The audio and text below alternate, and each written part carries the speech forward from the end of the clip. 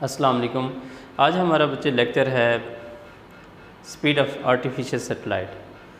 तो artificial satellite जो man made हैं और रिवॉल्व करते हैं अर्थ के बाहर, these are called artificial satellite.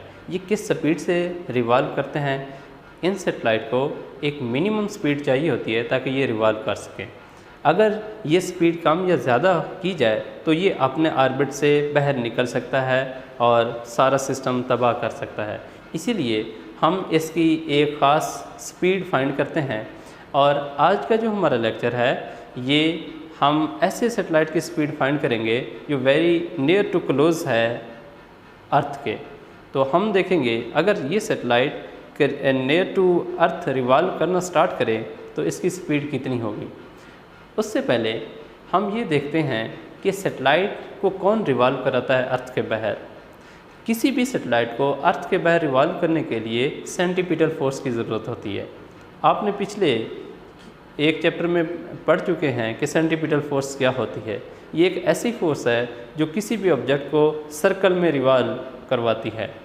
Okay, अब इसके बाद ये जो ऑब्जेक्ट या सैटेलाइट अर्थ के बाहर रिवॉल्व करना चाह रहा है, इसको सेंटीपिटल फोर्स कौन प्रोवाइड करता है? सिंपल, इसको सेंटीपिटल फोर्स अर्थ की ग्रेविटेशनल फोर्स ही प्रोवाइड की जाती है। अर्थ की ग्रेविटेशनल फोर्स इस सेंटीपिटल फोर्स को प्रोवाइड करने में हेल्प करती है। ये टॉपिक आज हम इसके रेलेवेंट दो न्यूमेरिकल भी हैं, वो भी हम सीखेंगे और इसको डेरिवेशन इसको डिराइव भी करेंगे। और ये हमारा लॉन्ग क्वेश्चन है, इसको केयरफुली आपने देखना है। Speed of artificial satellite.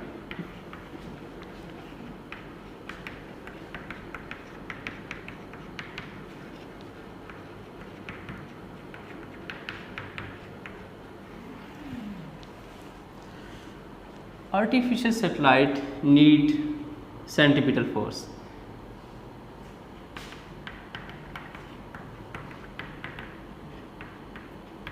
Satellite require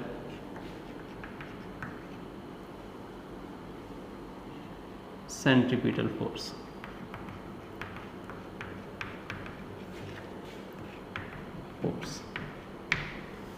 This force is provided. This force is provided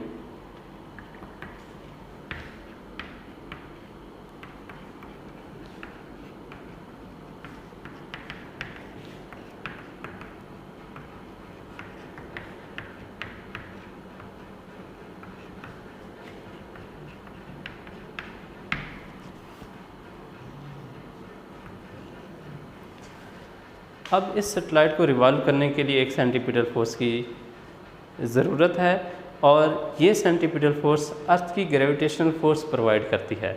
अब इस कंसेप्ट को बच्चे देखिएगा। कंसीडर अर्थ, ये इसका सेंटर है, मैस ऑफ अर्थ ME से शो करते हैं। अब किसी भी बॉडी का जो नेचुरल मोशन होता है वो स्ट्रेट लाइन होता है according to Newton first law.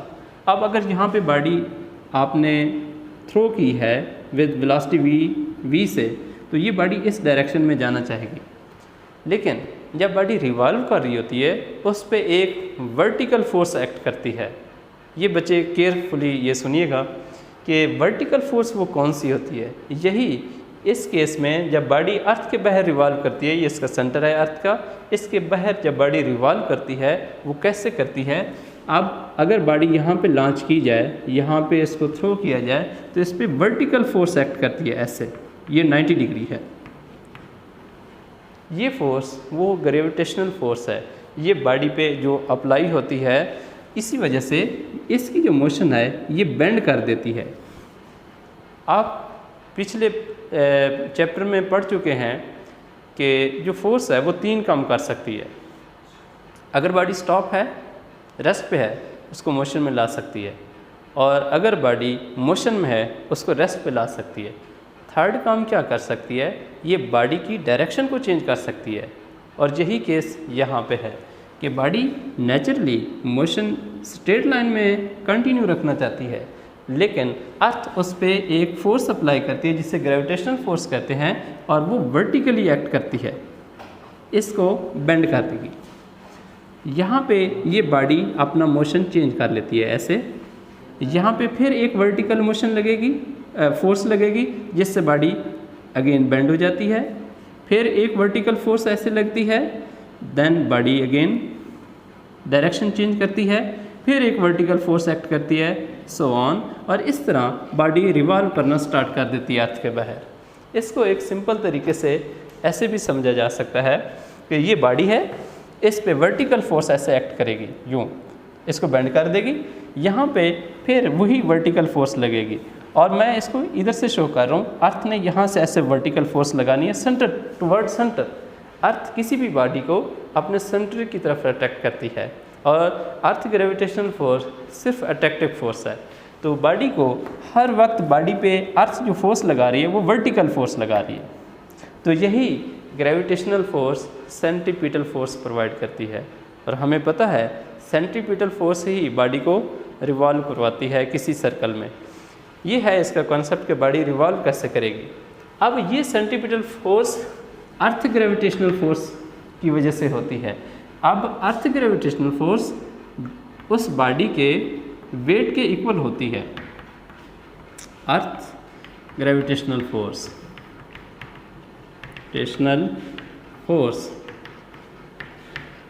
is equal to body revolving around Earth, body revolving around Earth।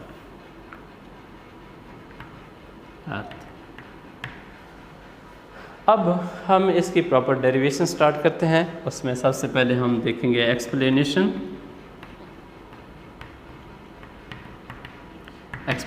क्या है। कंसीडर सैटेलाइट, क्योंकि आर्टिफिशियल सैटेलाइट का टॉपिक है, उसकी स्पीड फाइंड करनी है। Then consider satellite of mass m moving with velocity v0 around the earth at altitude of h as shown in figure,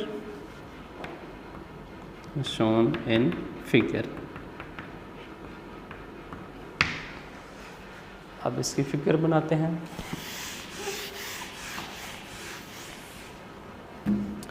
ये अर्थ है, इसका ये सेंटर, और बॉडी यहाँ पे किसी हाइट h पे कंसीडर की है, सैटेलाइट यहाँ पे लॉन्च कर रहा है। ये इसका मास m है, तो ये अर्थ के बाहर ऐसे रिवॉल्व करेगा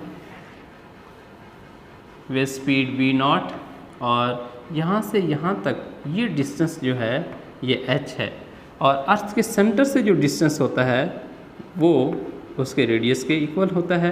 then total height from centre of earth क्या बनेगी, r प्लस h, इसको ऑर्बिटल रेडियस भी कहते हैं और नॉट पढ़ते हैं। तो ये फिगर बच्चे आपकी बुक में नहीं बनी हुई, लेकिन उससे पहले कुछ टॉपिक हैं वहाँ पे बनी हुई। आपने ये फिगर ड्रा करनी है आर्टिफिशियल सैटेलाइट की स्पीड फाइंड करने के लिए। अब जो ग्रेविटेशनल फोर्स होती है वो सेंट्रीपिटल फोर्स प्रोवाइड करती है। Derivation Fc is equal to centripetal force will be equal to m v square v0 का square over r naught. This is the centripetal force provided by the earth to the satellite revolving around the earth.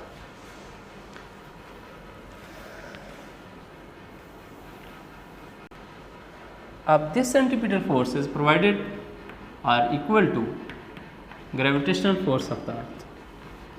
Gravitational force will be equal to the mass weight of the earth, weight of the satellite या body revolving around earth, weight of satellite. So we can write as F gravitational force will be equal to mg. where m is the mass of satellite, g is the gravity acting on the satellite, gravity of earth. Now this can be written as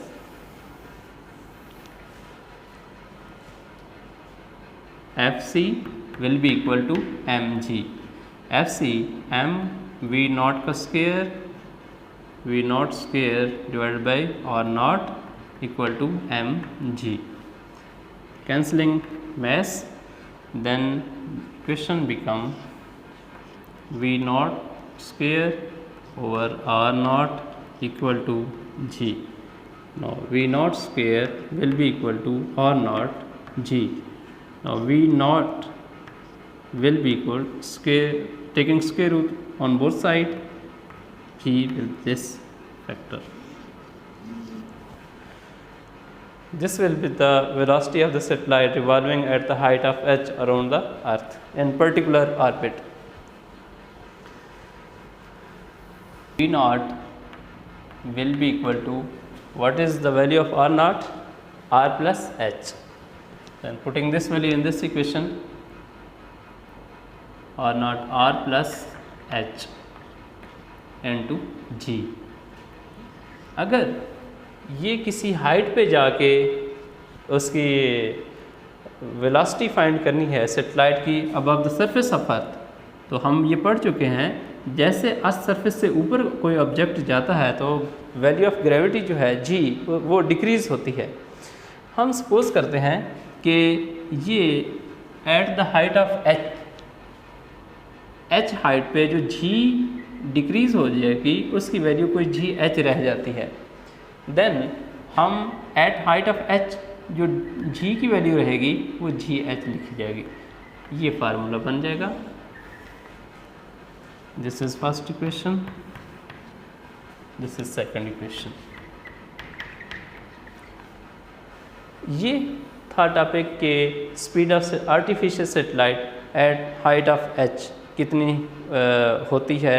हम general case में कोई भी particular orbit है और वहाँ पे अर्थ जिस height पे है उस रेडियस ऑफ अर्थ में उस हाइट को ऐड करें और उस हाइट पे जी की वैल्यू कितनी डिक्रीज़ हो गई है उससे मल्टीप्लाई करें तो आपको ऑर्बिटल स्पीड आर्टिफिशियल सैटेलाइट की ऑर्बिटल स्पीड मिल जाएगी। अब हम एक अप्रॉक्सीमेशन करते हैं कि लेट ये जो सैटेलाइट है, अप्रॉक्सीमेशन क्या है कि satellite very close to the earth, satellite is very close to earth। अगर ये सैटेलाइट अर्थ के बिल्कुल करीब ही मूव कर रहा है तो फिर अप्रॉक्सीमेशन हमारी क्या हो जाएंगी, इसको गौर से देखिएगा। नियर टू अर्थ है तो हम ये कहेंगे कि उसका जो रेडियस है आर ये वेरी वेरी लार्ज हो जाएगा, किससे, एच से। तो देन ये हाइट जो है कैन बी इग्नोर्ड। तो आर प्लस एच जो होगी वो अप्रॉक्सीमेट किसके इक्वल आ जाएगी, आर के, क्योंकि हाइट बहुत कम है, वेरी वेरी स्मॉल है एच किससे, रेडियस से। तो हम फिर कह सकते हैं कि जो हाइट है वो तकरीबन, क्योंकि सैटेलाइट बहुत करीब है अर्थ के, तो वो रेडियस ऑफ अर्थ ही बनेगा from centre, distance from centre of the earth. Okay, अब जी की वैल्यू आप देखें, किसी हाइट पे जब जाते हैं above the surface of earth g की वैल्यू डिक्रीज़ हो जाती है, लेकिन अगर वो क्लोज हैं अर्थ के तो जी एच जो है वो अप्रॉक्सीमेट हो जाता है जी की वैल्यू के। ये जी ऑन अर्थ जो कि 10 होती है। अगर इस अप्रॉक्सीमेशन को इक्वेशन नंबर 2 में अगर पुट करें तो हमें ऑर्बिटल स्पीड मिल जाएगी very close to the earth of artificial satellite की। Then we not will be equal to, आप इसको बच्चे चेंज करते हैं, आर प्लस एच क्या है, सिर्फ आर है, लेट ये आर के इक्वल है ये हाइट, और जी एच जो है क्योंकि अर्थ के बहुत करीब है तो जी की वैल्यू अप्रॉक्सीमेट सेम रहती है। देन हम इसको जी लिख देते हैं जी एच की बजाय। तो ये अंडर रूट स्क्वायर रूट वैसे रहेगा। तो ये सेटेलाइट है कि आर्टिफिशियल सेटेलाइट की स्पीड है very close to the earth. How much it is, आप इसमें वैल्यू पुट कर सकते हैं। जैसे जी की वैल्यू होती है अर्थ पे 10 मीटर पर सेकंड स्क्वायर, और ये रेडियस ऑफ अर्थ है 6400 किलोमीटर। इसको मीटर में भी लिख सकते हैं और किलोमीटर में भी लिख सकते हैं। इसकी अब स्पीड हम कैलकुलेट अगर करें तो ये 8 किलोमीटर पर सेकंड ये स्पीड निकलती है। अगर इसको मीटर में करें तो 8000 मीटर पर सेकंड आ जाएगी। इसी तरह इसको किलोमीटर पर आवर में भी किया जा सकता है और वो बनेगी 29000 किलोमीटर पर आवर एक आवर में। तो ये था टॉपिक आर्टिफिशियल सेटेलाइट का कि what is speed of artificial satellite. तो हमने आज इस लेक्चर में speed of artificial satellite calculate की है। सबसे पहले जनरल फार्मूला हमने डिराइव किया कि कोई भी ऑर्बिट है उसमें सेटेलाइट को लॉन्च करना है तो वहाँ पे क्या करें, उसकी जी की वैल्यू फाइंड करें ग्रेविटी की, और रेडियस ऑफ अर्थ एक कांस्टेंट क्वांटिटी है वो हमें नोन होता है, और वो हाइट कितनी है जहाँ पे सेटेलाइट रिवॉल्व करना चाह रहा है तो उससे GH से मल्टीप्लाई करें तो आर्टिफिशियल सेटेलाइट की स्पीड नोन हो सकती है। फिर इसके बाद हमने एक अप्रॉक्सीमेशन की कि जो ऑर्बिट है वो very close to the earth है, तो उसके लिए फिर आर्टिफिशियल सेटेलाइट की स्पीड कितनी आएगी। तो हमने ये लिखा कि अगर अर्थ के करीब है सेटेलाइट तो रेडियस जो है वो हाइट जितनी भी करीब जो है तो कुछ ना कुछ हाइट बनेगी, लेकिन वो रेडियस से बहुत ही कम है, हम उसको इग्नोर कर सकते हैं अप्रॉक्सीमेशन के लिए। तो इसीलिए ये फैक्टर जो r+h का बनेगा, जैसे ये रेडियस है अब करीब हूँ तो हाइट थोड़ी सी बनेगी, तो r+h को हम अप्रॉक्सीमेट कहेंगे कि वो रेडियस ऑफ अर्थ के ही इक्वल है। उसके बाद अब क्योंकि अर्थ के करीब आ गए हैं तो जो GH की वैल्यू, h हाइट बहुत ऊपर जो कम हो गई थी, अर्थ के करीब आने से वो g की वैल्यू g ही रह गई है, तो GH अप्रॉक्सीमेट g ही होगा, कंसिडर किया जाएगा, मीन इसकी वैल्यू 10 ही अप्रॉक्सीमेट होगी। तो इस अप्रॉक्सीमेशन को इस इक्वेशन में पुट करें सेकंड में, तो यहाँ से हमें ये आंसर मिलता है GR, क्योंकि G नोन है वैल्यू पुट करें, R भी नोन है वैल्यू पुट करें, तो हमें आर्टिफिशियल सेटेलाइट की स्पीड ये मिलती है। ये बच्चे लॉन्ग क्वेश्चन के लिए बहुत इंपॉर्टेंट टॉपिक है, इसको सही तरीके से सीखिएगा। इंशाल्लाह नेक्स्ट लेक्चर में दोबारा मिलेंगे। अल्लाह हाफिज़।